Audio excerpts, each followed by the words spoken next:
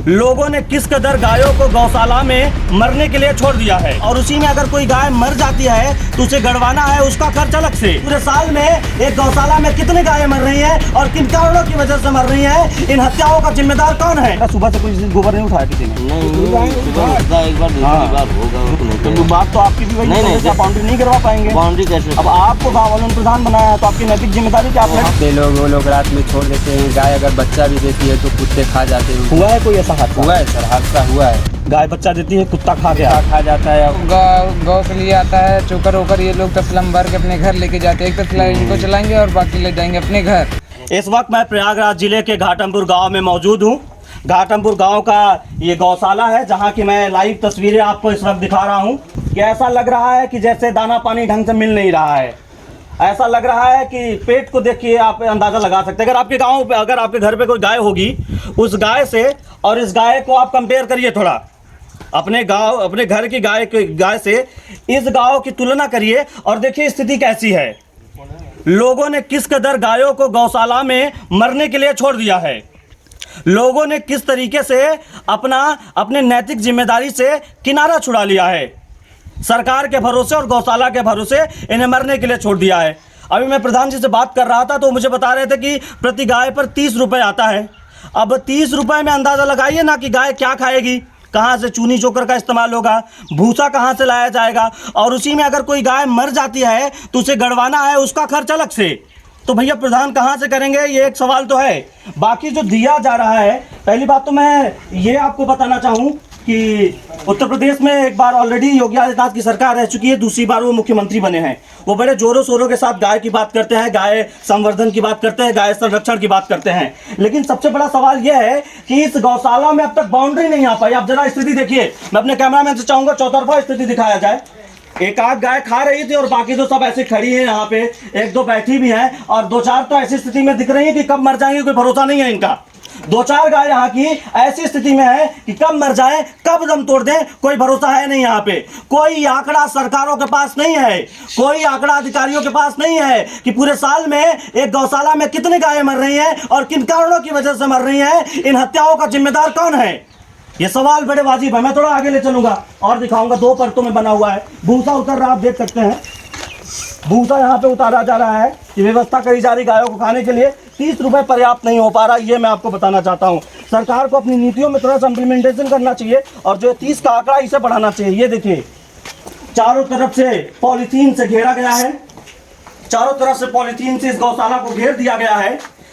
आंधी तूफान बारिश में ऐसे यहाँ गाय सड़ रही हैं। अब सोचिए ना, गाय को घर से निकाल देना एक तरीके से अपनी बूढ़ी माता को घर से निकाल देना ही, दोनों बराबर ही है। तो ये स्थिति है गायों की स्थिति। देखिए, मैं कैमरामैन से चाहूंगा कि गायों की स्थिति आपको दिखाएं। देखिए, साफ सफाई तो बिल्कुल यहाँ पे नहीं है, साफ सफाई नदारद है इस गौशाला में। देखिए, मुझे लग रहा है कि कितने दिन पहले यहाँ पे पानी डाला गया होगा। अब ये किस स्थिति में रह रही है ना, इनको धोया जाता है? धोते आप इनको?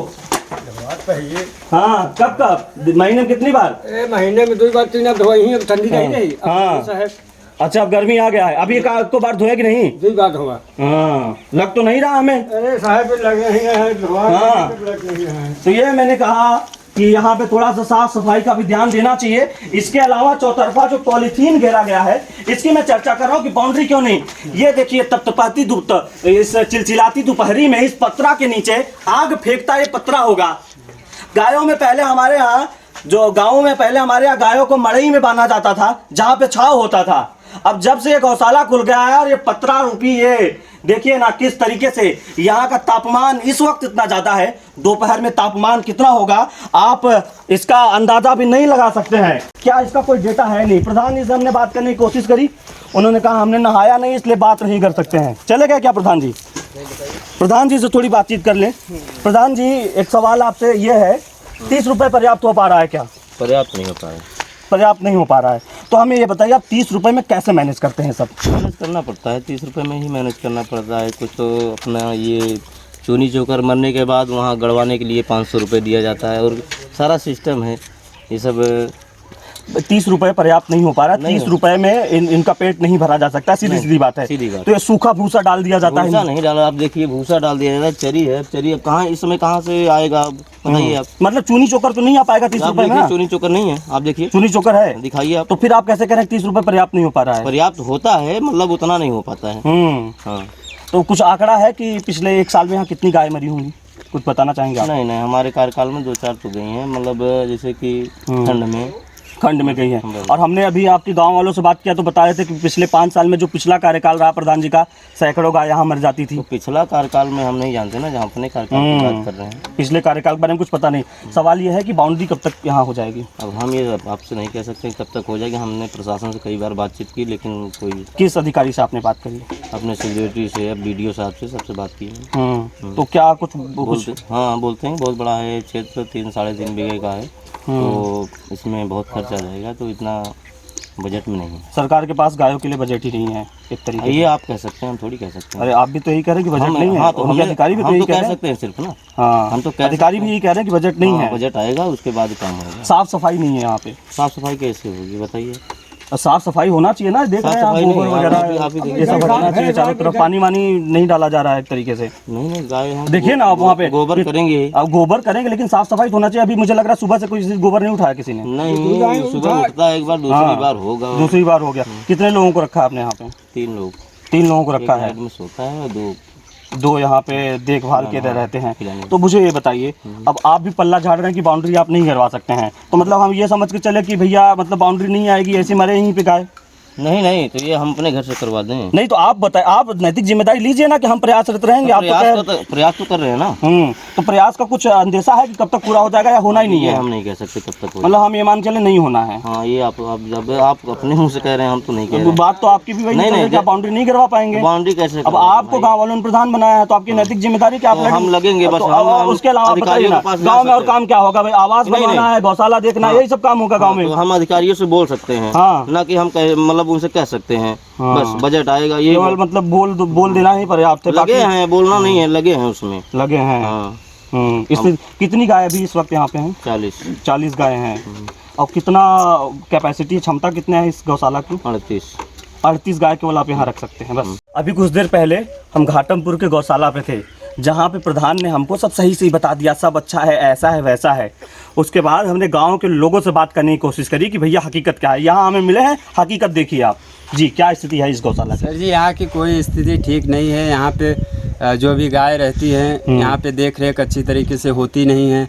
कुत्ते लोग, वो लोग रात में छोड़ देते हैं। गाय अगर बच्चा भी देती है तो कुत्ते खा जाते हैं। हुआ है कोई ऐसा हादसा? हुआ है सर, हादसा हुआ है। गाय बच्चा देती है, कुत्ता खा जाता है और गाय बीमार पड़ती है, उसको देख रेख के लिए कोई नहीं है। उसके गांड में घुस के अंदर से कुत्ते लोग मांस खा जाते हैं सर। ऐसी यहाँ पे जो भी चारा आता है सब प्रधान और कर्मचारी मिलके सब खा जाते हैं। सब चारा ही खा जाते हैं, प्रधान कर्मचारी जाते हैं। कोई देख रेख नहीं है यहाँ पे। उल्टा हम लोग कोई परेशान करते हैं, अगर कोई सच बोलने की कोशिश करते हैं तो उसके ऊपर एक्शन लेते हैं। आप आ जाओ, क्या बता रहे थे छोटू आप? ये लोग जो गौ के लिए आता है चोकर वोकर, ये लोग तसलम भर के अपने घर लेके जाते हैं। एक तसला इनको चलाएंगे और बाकी ले जाएंगे अपने घर। और ये चरी जो बोई जाती है, ये लोग काटेंगे एक बोझ और अपने घर पे काट के मार के 2 बोझ लेके जाते हैं अंदर। उन लोग को अपने गाय के खिलाते हैं। स्थिति सही नहीं है इस गौशाला की। अभी हमसे कह रहे थे सब ठीक है, सफाई होती है, गाय यहाँ पे ठीक से जी रही हैं। नहीं सर जी, वो तो ऐसा ही बोलेंगे ही ना। कोई मीडिया आती है तो उनको ऐसे ही बोलते हैं, प्रधान कर्मचारी कोई भी आए उनको ऐसे ही बोलते हैं, लेकिन सब लोग मिलके खा रहे हैं। अब कुछ मीडिया वाले आए, दिखाए भी नहीं, पैसा वैसा लेके चले गए। नहीं सर, ये तो है, ये तो फिलहाल है ये सर जी। जो भी कोई सच बोलने की कोशिश करता है उनको पैसा देके यहाँ से भेज देते हैं। तभी हमसे ही पूछ रहे थे क्या, कहाँ घर है आपका? हाँ सर, वो तो पूछ ही रहे थे आपसे कहाँ घर है, लेकिन आप सर रुके नहीं, वहाँ से चले गए। तो ये स्थिति डामाडोल है। तो ये हकीकत दादाजी से भी कुछ जान लेते हैं। दादाजी, आपके गांव में जो गौशाला है, खुश हैं आप उससे? नहीं साहब, खुश क्या स्थिति है? अरे साहब, गाय बछड़ा ही छोड़ दे ही, ले ले ही, करे बाद आप छोड़ दे ही। पैसा लेते हैं लोग गाय बछड़ा ना? हाँ, और उसके बाद का सब चरते हैं हम लोग। घाटमपुर गाँव कहा जाएगा ये? घाटमपुर है। मतलब यहाँ सब डामाडोल है।